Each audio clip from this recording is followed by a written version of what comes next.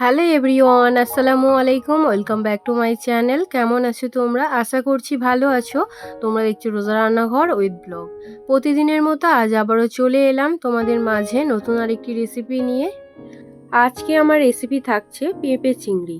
ভিডিওটি স্কিপ না করে শেষ পর্যন্ত দেখার অনুরোধ রইল। আশা করছি তোমাদের ভালো লাগবে। চলো তাহলে দেখে নেওয়া যাক আজকের রেসিপি।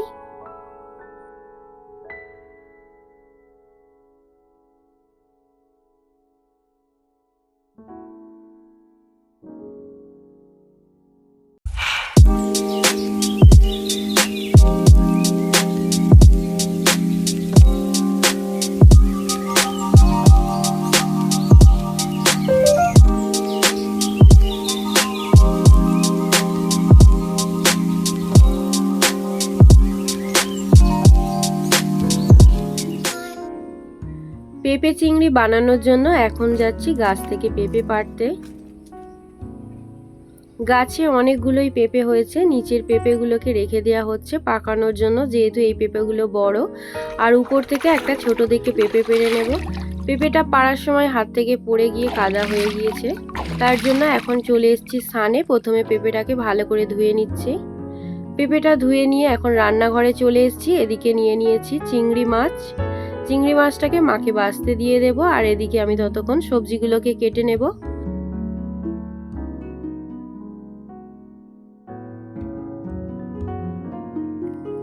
এবারে পেঁপেটাকে ছিলে নেব।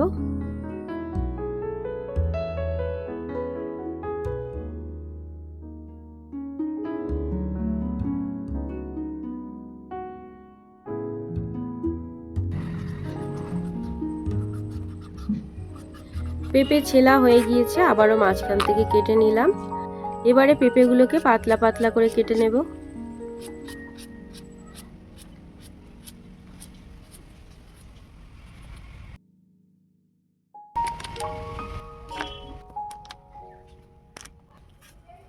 এবারে আলু কেটে নেব।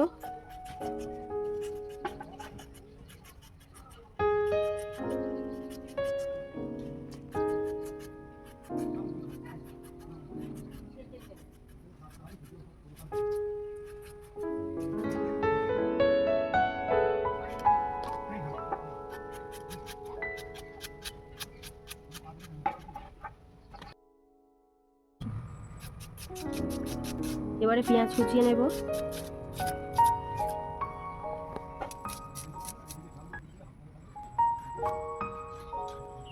এবারে একটা টমেটো কুচিয়ে নেব।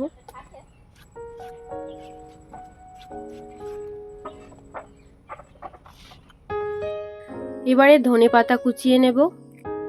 এই পেঁপে চিংড়ির রেসিপিতে টমেটো আর ধনেপাতা দিলে বেশ ভালোই খেতে হয়। আর এখানে আমি 4টে লঙ্কা নিয়ে নিয়েছি, লঙ্কাগুলোকে চিড়ে নেব।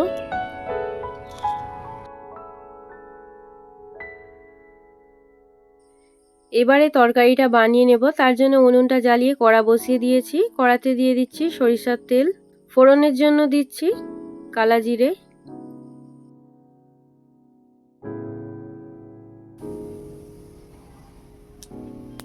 এবারে দিয়ে দেবো পেঁয়াজ কুচি,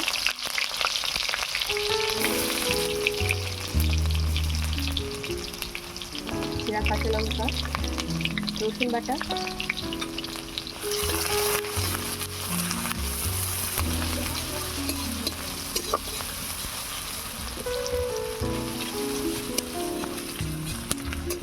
পেঁয়াজ রসুনটাকে লাল লাল করে ভাজা হয়ে গিয়েছে। এবারে দিয়ে দেবো ধুয়ে রাখা চিংড়ি মাছ। চিংড়ি মাছটাকে তেলের মধ্যে একটু ভেজে নেব।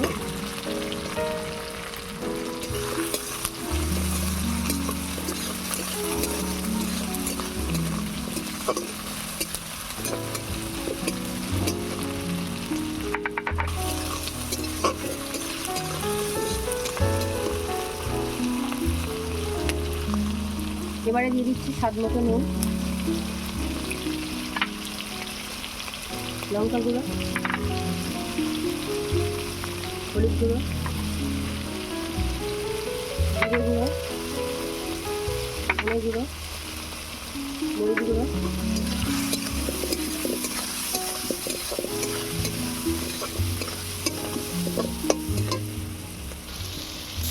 অল্প একটু জল দিয়ে দিচ্ছি।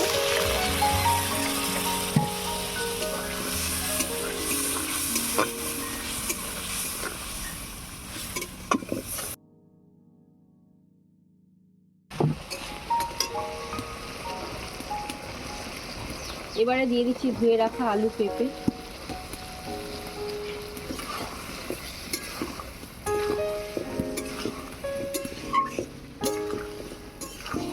এবারে ভালো করে কষিয়ে নেব।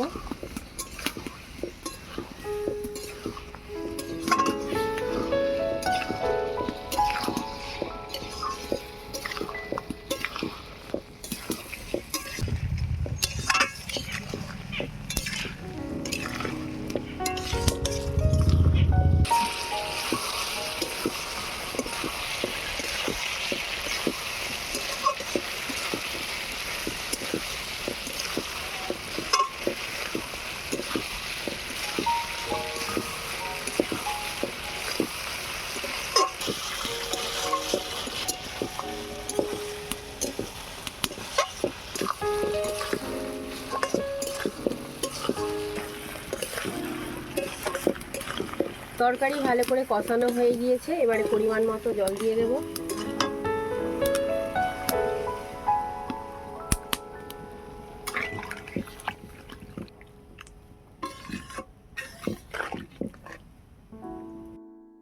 এবারে ঢাকা দিয়ে সেদ্ধ করতে দেব।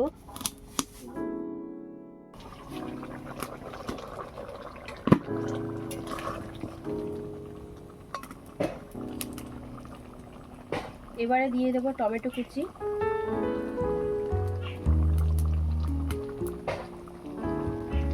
দিয়ে দিচ্ছি ধনেপাতা কুচি,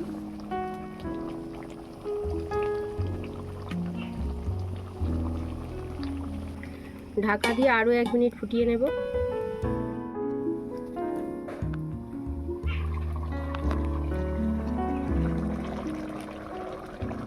তরকারি হয়ে গিয়েছে, এবারে নামিয়ে নেব।